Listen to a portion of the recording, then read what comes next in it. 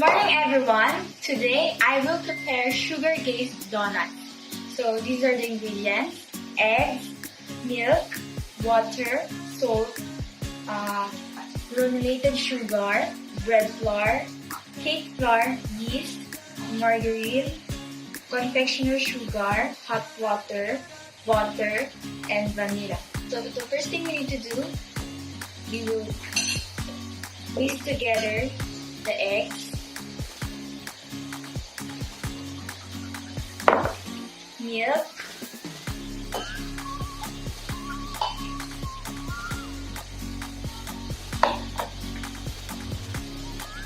and water.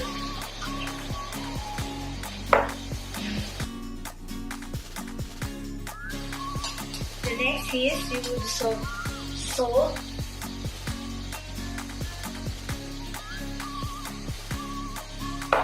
and sugar.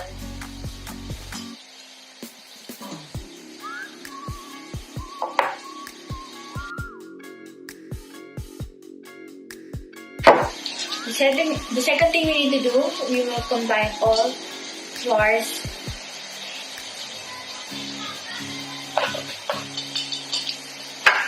cake flour,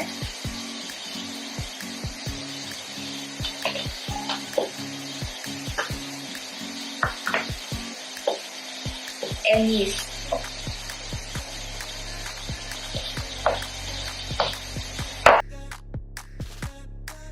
The third thing we do, we will mix the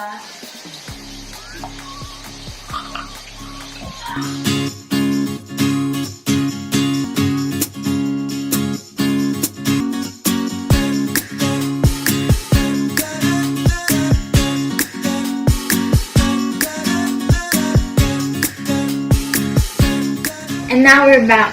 We're going to make sugar glaze, which is we are going to mix all the ingredients: confectioner sugar,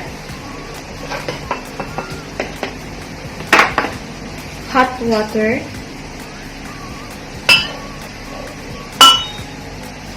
butter, and then we will mix it.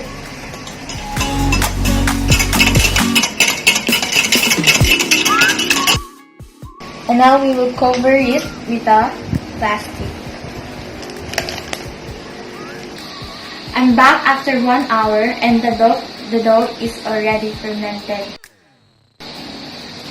And the next thing we do, we will degauss the dough.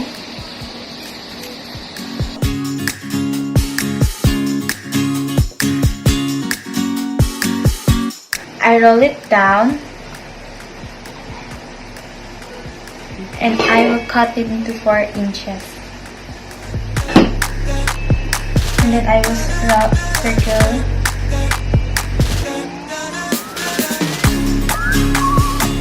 I will cover the dough and cover it. Now I will fry the dough.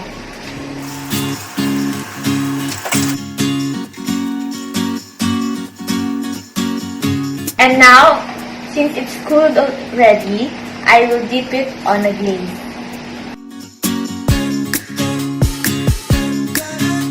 Now we are done. This is the final product. This is what you call glazed donut. Thank you.